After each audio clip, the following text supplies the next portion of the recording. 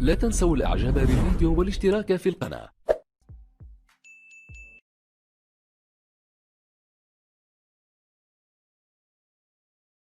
بوز في مرمى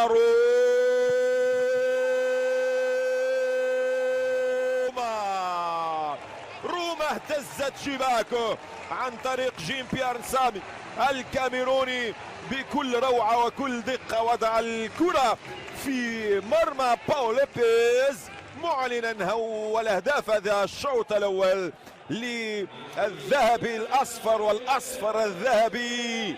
إنه الذهبي يونغ بويز لكن سرعة كبيرة. تعادل جول.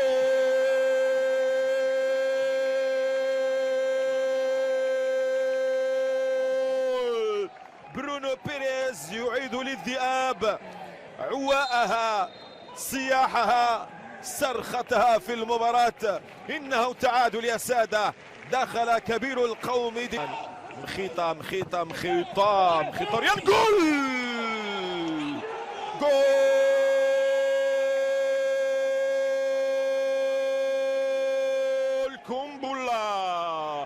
قنبلة بوم في المرمى. هدف ثاني سليم وصحيح، لا شائبة تسلل فيه، لا غبار عليه. مخيطة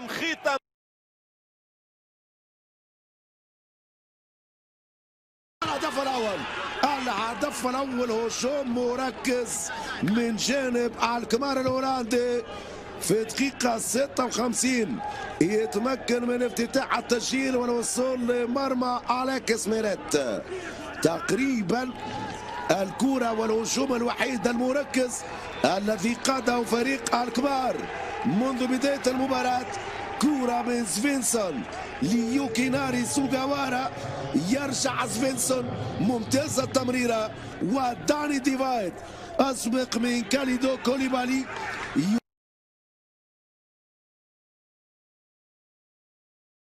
في بطولة الدوري الأوروبي هنا كرة خاطئة،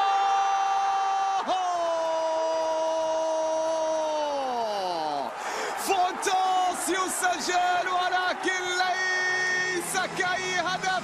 هنا خطأ فادح وهنا هدف أول ما بعد الضغط. أتى الهدف الأول لفريق رابد فيينا. الفريق النمساوي يسجل، الفريق النمساوي يصل. ماذا فعلت يا لينو؟ هدف أكيد مهم ومهم للإيجاب. نيكولاس بيبي يرسل كرة عالية والرأسية جول. الحل كان من الكرات الثابتة ومن المدافع هنا دافيد لويس بالكرة الراسية بعد عرضية نيكولاس بيبي في اللقطة الماضية. أتت الراسية من دافيد لويس ليسجل هدف التعادل لأرسنال. نعم هنا الحل يظهر بالكرة الراسية. أرسنال تمريرة بينية رائعة ممتازة. الكرة جول روعة أوباميونغ في الكرة الأخيرة بعد استقبال لكرة عرضية من بيرين. الهدف الثاني أتى. أرسنال يقلب الطاولة. أرسنال هنا يسجل ثاني الأهداف. تحرك أوباميونغ فتحرك الأرسنال بكرة عرضية أتت من هيكتور بيرين. ممتازة في بدايتها، ممتازة. نعم هنا يا سلام من كان الرائع في اللقطة الماضية كان النني، كان محمد.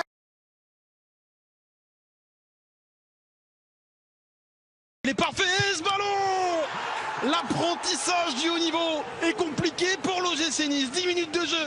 Nadim Amiri profite d'un espace dans la défense pour marquer 1-0 pour Leverkusen. Et oui, la première un peu percussion de Leverkusen et on le paye cash. C'est vrai qu'Amiri finit très bien. Il passe devant Dante et il finit aussi bien. Alario. La frappe d'Alario. C'est dur. C'est beaucoup trop dur quand le Bayer Leverkusen décide de jouer de cette manière-là. Les Niçois sont étouffés. 2-0 au bout de 15 minutes de jeu. Là, ça commence à être compliqué pour le GC Nice. C'est vrai qu'Amiri, on le voyait un peu trop. Et puis Alario qui finit super bien. Il n'y a rien à dire sur ça. C'est une super belle frappe. Bon ballon, Zensoki pour Amin Gouiri. La frappe d'Amin Gouiri. Oui, Nice est encore dans son match. Oui, Nice existe encore. Nice peut revenir. Amin Gouiri à la baguette. Après, il faut signaler l'intervention d'Enzoki, c'est lui qui fait tout, hein, qui part de derrière, qui fait une très bonne anticipation, qui fait un très beau centre. Et Guri qui finit. Ballon perdu, récupéré par Diaby. Il ne faut surtout pas laisser ce genre de ballon dans ce genre de compétition. Moussa Diaby ne s'est pas fait prier. 3-1 pour les Leverkusen. L'erreur niçoise, l'inexpérience niçoise. On l'avait dit juste avant, on l'avait dit, il faut faire attention, c'est bien de jouer, mais faire attention dans l'axe. Alors on va voir s'il n'y a pas une petite faute, j'espère. Mais c'est dangereux, voilà, c'est ce que je disais à Benitez tout à l'heure. C'est une très belle compétition et une très belle équipe. Cette frappe, elle est sublime. Elle est sublime, cette frappe de Karim Bellarabi. Les Niçois boivent le calice jusqu'à la lie. 4-1 pour le Bayer Leverkusen. Qu'il est compliqué, qu'il est rude, cet apprentissage de l'Europe. Que dire sur la frappe de Bellarabi, franchement elle est magnifique, l'enchaînement, la frappe puissante. Alors peut-être qu'on a du mal aussi à monter sur le porteur. Mais... Travailler à l'entraînement, ça c'est une combinaison qui peut faire du mal. Oh là là là là là. Elle est terrible. Terrible cette fin de match pour les Niçois. Karim Bellarabi permet au Bayer Leverkusen de mener 5-1. Qu'il est compliqué ce match. Quelle est compliquée cette entame européenne. C'est compliqué là, ça commence vraiment à faire beaucoup et on le voit sur la tête de Patrick Vieira.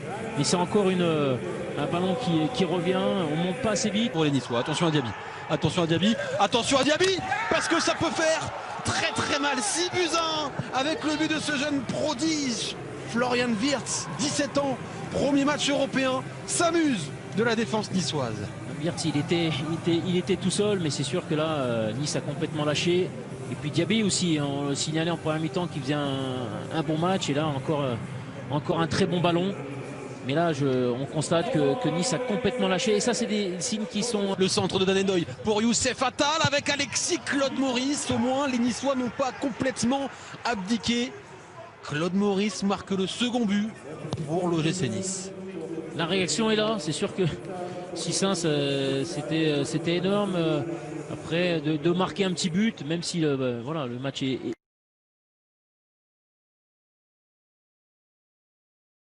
Entrar os encarnados e a bater de pé direito e já está! O primeiro é para o Benfica. Bednarek ficou estático a ver a bola entrar na baliza do leque. Adianta-se a equipa de Jorge Jesus num castigo máximo cobrado por Pizzi e na sequência de um lance muito bem desenhado de saída rápida, com Pizzi a apoiar ao centro, desmarcação do Waldschmidt e penalti cometido pelo central da Ierski. É muito bem batida, ajoelhou o guarda-redes, o Pizzi. Mas este jogador não estava em posição regular, atenção, Ishak dentro da grande área para empatar, já está! É o empate para a equipa do Lech, numa saída em contra-ataque, lá está, lançamento longo com a subida de Michal Skora sobre a direita e cruzamento para Michael Ishak empatar a partida para os polacos. É a segunda vez que a equipa do Benfica é batida sobre o seu lado esquerdo em velocidade e, portanto, tentou fazer o fora de jogo correu mal. Havia um jogador adiantado, mas desiste da bola. Já na face atrás da grande área, tira um cruzamento. Darwin! Que categoria! Já andava a chamar por este gol, há uma série de desafios. Cruzamento de Gilberto e é um canhão que sai da testa de Darwin Núñez a marcar o seu primeiro golo pelo Benfica, pelo menos o primeiro validado golo pelo Benfica, e a adiantar de novo a equipa de Jorge Jesus. É um grande golo. O plano é um bocado estranho. O plano é horrível. Mas o cruzamento do Gilberto é perfeito. E Darwin muito bem, conseguiu ir lá acima. E para trás, Tiva a devolver-lhe muito bem a bola, bem jogada pelo Lech, a defesa e a recarga para golo. E Ishak a fazer o empate para o Lech Poznan, num passe de Pedro Tiva que deixa completamente desmarcado o seu companheiro. Odisseias ainda defende a primeira, mas Ishak faz o bis, marcando de cabeça. Está mal o Pedro Tiva, tem que largar o árbitro da mão. Não há nada a fazer, o árbitro não marcou aquela, se ainda é aquele lance de há pouco. Parece-me que deu fora de jogo. Atenção, porque parece-me que deu fora de jogo. Dentro o Everton na combinação com Darwin Núñez. Virou, bem jogado Darwin! É um passo de bola dentro da grande área, porque é o bis de Darwin Núñez a tirar o adversário da frente e a marcar o terceiro para a equipa encarnada. Grande gol. Muito bem o Everton no trabalho que fez. Deu. E depois a questão é, parecia, e o Darwin normalmente faz isto, que ia devolver, fazer a assistência para o Everton poder fazer, só que a rotação que ele faz é sensacional. Ganhar. O brasileiro, Rafa ainda recebeu, está a voltar-se para a baliza, cruzamento, Darwin!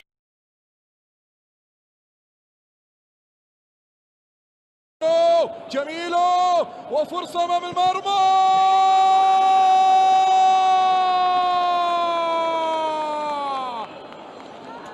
سجل كاريو، سجل البيروفي هدف هلالي أول، هدف هلالي أول. حلوة اللعبة، جميلة جدا من جانب كاريو. تعادل بالنسبة لجماهير أبها، وسعد بقير يتقدم ويسجل هدف التعادل لأبها. سعد بقير حط الكرة في الزاوية الصح على يسار المعيوف لأن يسجل التعادل. 1-1 الآن. عودة أبها من نقطة الجزاء وتوجيهات رزفان.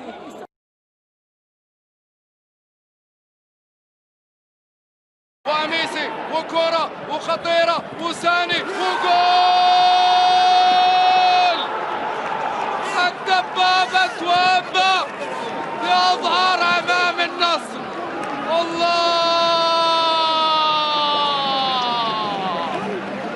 ما ينذر في نقص، بما أن توامبا مهاجم عن 10، مهاجم عن 10. هذا المهاجم وإن كنت تلعب ب10 فلديك دور. هنا مارلوكاس، ماتريتا، الله الله الله الله الله الله الله الله الله الله. رائع، مذهل، فريد، جميل. يا لهذه الدهشة. ماتريتا. لا تنسوا الاعجاب بالفيديو والاشتراك في القناة.